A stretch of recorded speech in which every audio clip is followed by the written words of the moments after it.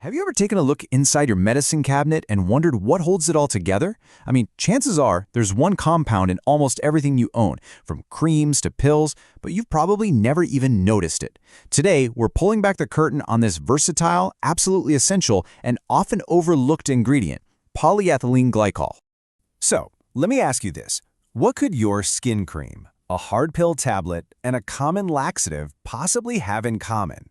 I mean, they seem totally different, right? One's a cream, one's a solid. What on earth is the one ingredient that links them all? And the answer is polyethylene glycol, or PEG for short. This stuff is the hidden workhorse of the entire pharmaceutical world. Believe it or not, this single compound is the key ingredient that gives each of those products its specific form and function. Okay, so what exactly is this chemical chameleon? To really get why it's so powerful, we need to zoom in and take a look at what it's made of on a molecular level. So PEG is what we call a polymer. Now that's just a fancy scientific word for a really long chain of repeating molecules. But here's the crucial part, the thing that changes everything, the length of that chain. Think of it like a piece of string. A short little chain flows really easily, almost like a liquid. But a super long chain, it gets all tangled up and clumpy and starts acting more like a solid.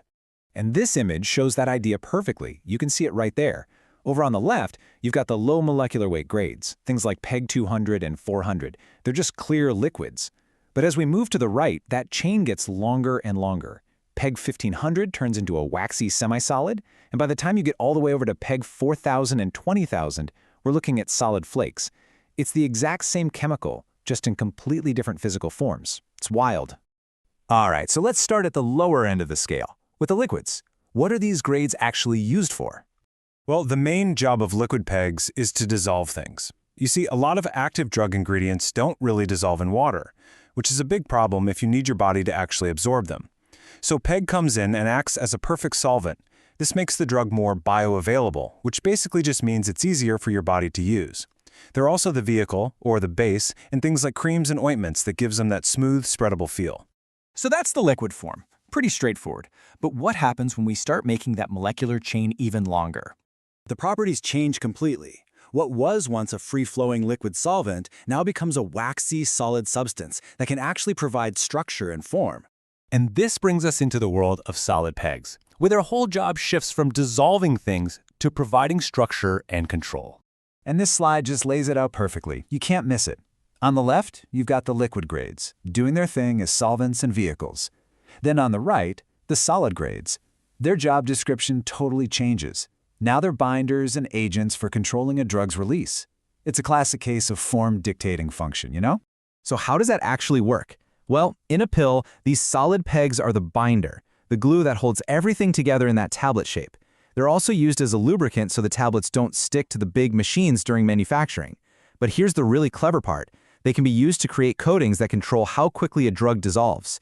This is the secret sauce behind sustained-release medications that can work in your body for hours and hours from just a single dose.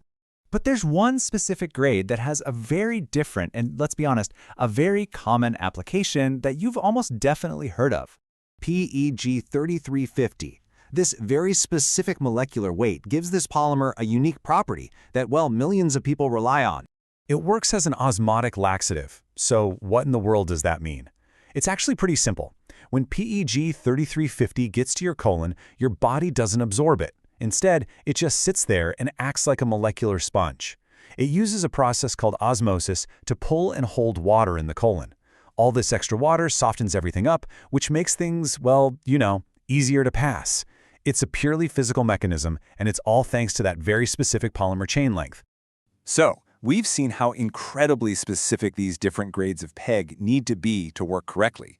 But where do these critical, high-purity ingredients actually come from? And that brings us to the global manufacturing and supply chain. The journey from a scientist in a lab coat formulating something new to mass industrial production, it relies on some really specialized manufacturers. Companies like Pharcos in India are some of the leading producers of these high-quality pharmaceutical ingredients, and they supply them to drug makers all over the planet. And their motto, manufactured in India, trusted globally, it really says it all, doesn't it? The production of these fundamental chemical building blocks like PEG is a truly international effort.